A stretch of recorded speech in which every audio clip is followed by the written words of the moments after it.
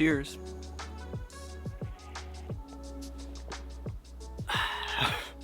Today we're going to get into some questions that you guys have asked on my most recent smartphone videos. I'm going to try to cover as much as I can in a Q&A format. Obviously I'll do more stuff in the future in like tutorials and stuff for editing and stuff like that. But hopefully this video is helpful for you, so thanks so much for joining. Now let's get into the questions. Kirk Peterson says, thank you for proving to the naysayers who likely haven't tried using a smartphone that a quality phone and a gimbal are every bit as effective as a DSLR or mirrorless camera. Interesting point. That's not like the reason I made these videos, and that's not the reason. I'm not trying to advocate that phones are better than mirrorless or anything, but I do think it's very interesting that the quality is getting good enough to where for a lot of applications, and especially for social media stuff, the phone's doing good enough quality to do an effective job marketing a property or doing some behind the scenes stuff or doing home tours, and it just lowers the barrier to entry big time, which is why I think a lot of people are upset about it. But I think it's a cool opportunity to maybe innovate and come up with new things you can offer, maybe for a little bit less expensive, but do a little more volume. Or if you're a realtor doing your own marketing stuff, it's a really great opportunity to just maybe get your assistant to film you or film your own little walking tours and stuff like that. So I think it's more of the quality that's good enough to do the job is getting closer, not necessarily that mirrorless and phones are getting closer to each other, because they're both getting exponentially better every year. All right, next question. Richie Obusan says, do you color grade your iPhone footage? And the answer is yes. I mostly change the contrast curve a little bit, change the highlights a little bit depending on the shot, lift the shadows a little bit depending on the shot, and usually I boost the colors because straight out of camera they're a little bit dull and flat. Let me know in the comments if you're interested in me putting out a presets pack for phone stuff. That's something that I'm planning on doing. I'm also working on a course for that, for phone video and for phone photos. So let me know in the comments if you're interested on that, and I will prioritize that as needed. So do you provide the finished video to the real estate agents with audio? Does that epidemic sound license extend to their usage? So yes, not if you have the individual plan, but if you have the commercial plan that covers your client videos and stuff, and if there's ever a copyright claim, you can go into your account and add the URL under cleared. There's like a section that says cleared items, and immediately you can just clear it. You can also do that proactively, so there's not any claims that come up against it. But yes, you get the commercial license for Epidemic Sound and you're covered. And while we're talking about channel sponsors, you might have noticed I have this really cool new black hoodie, which has quickly become my favorite little travel, comfy, medium cold weather hoodie. You've probably heard of the brand Cuts, and they actually sent this to me along with a t-shirt, which is great. I'm not used to modeling clothes, so this is what you get. Cool logo, cool pocket, very sleek, kind of stretchy, comfortable looking. Doesn't really get super wrinkly, which is great for traveling and for client work. It looks kind of modern. I like it. So they also make really cool t-shirts. You know, I pretty much always wear a t-shirt on the channel. It's got the logo, the little X, cool little detail, pretty simple. It's kind of rounded and tapers a little bit, so if you go like this, you know, you can't see like your underwear or whatever. Really, really soft, really like kind of flexible. I didn't even iron these after traveling with it in my suitcase, and it looks really good. It's a cool company. They do a lot of cool stuff with creators, and overall, just a good vibe. So you can get 15% off using my link or using the code Taylor Brown. Hoodie's going back on. All right, y'all might recognize this spot from my drone video a while back and from my course. Next question. What about vacant homes? Any tips? Do you focus on more on the kitchen and baths and stuff? Talking about real estate videos. Yeah, for the most part, I think it's better to just kind of leave it to the viewer's imagination. So I would say don't go overboard on detail shots unless there's just an insane amount of like luxury features and stuff. I'd probably stick mostly to the wide shots, just because then people can imagine their own furniture there. They can imagine like walking through the space. That's more of a marketing question. So obviously if your client asks you for anything specific, go with that and make them happy. That's the end goal. You guys all have really cool names. So Ioana, sorry if I'm saying that wrong, but question, do you slow down the footage in a separate app before adding it to a 24 frames per second timeline?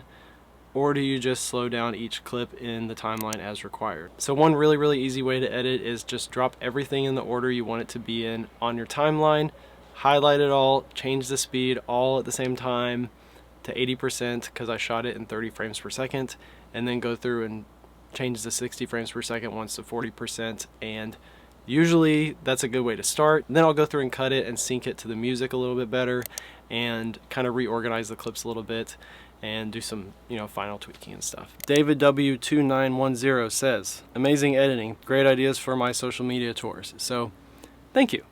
I really appreciate all of y'all's nice comments on my videos. I would honestly rather, if you guys have questions, make sure to drop them in the comments as well, because that's my whole goal, is not just to get positive feedback, is to help you guys more, but I do appreciate it. So that's my goal. I'm trying to just help give you guys some ideas and show you guys some potential of what you can do with them. So I'm really glad to hear that it's helping. Brian Rodriguez says, how much would you charge for a promotional social media video shot on an iPhone? So I don't really know. It's not something that I offer.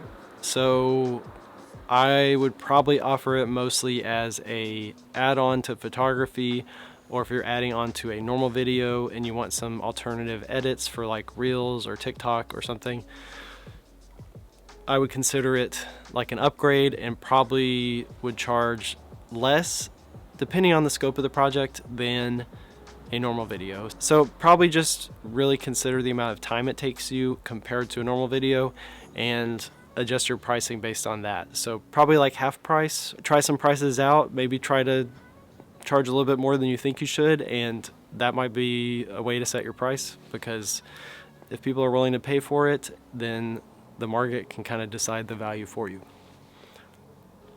But you never know.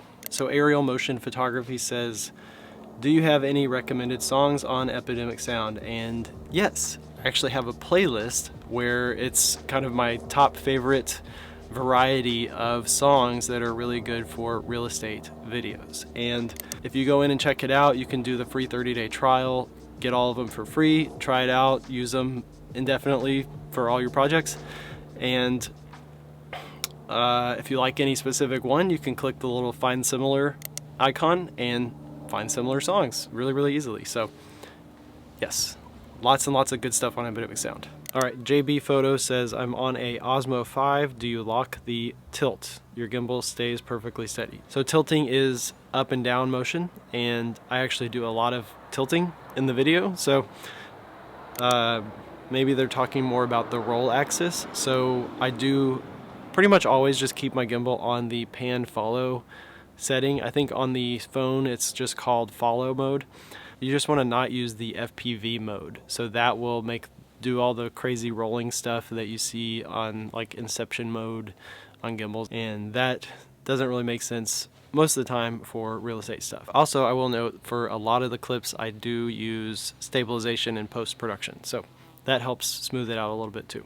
Back to video. So Palavra Home Services says, curious, are you shooting in HDR or SDR for video? So for the iPhone stuff, I use the HDR mode.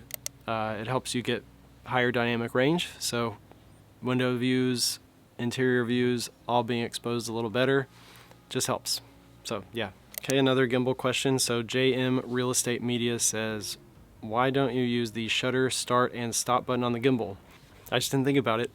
I use that on my normal gimbal stuff whenever I remember to, but basically when you connect to the app, you can use a button on the gimbal to start recording and stop recording. So whether you're doing phone videos or normal videos, that's going to save you a lot of memory space and excess footage, save you time editing and stuff. So definitely do that. All right, and the last question is Lisa Cousins 6110 says, What do you use to edit your video? Would love to see a tutorial on how you made this video. Thanks for sharing.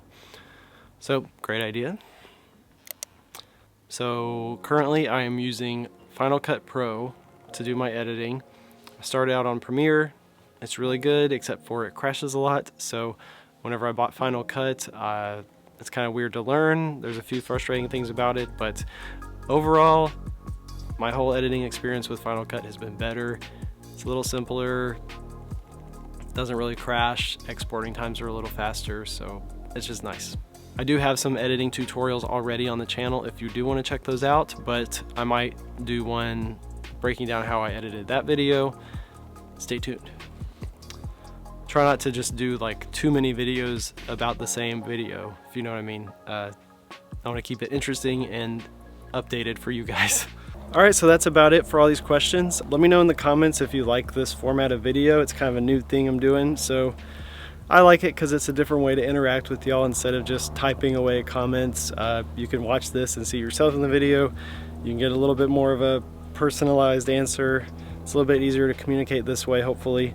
But anyways, make sure to check out Cuts. Use the link down below the video to get some discount, and I'm on to making the next video. We are doing a test for a Insta360 camera, which is really cool. Doing some virtual tour stuff, some 360 video stuff, so be on the lookout for that.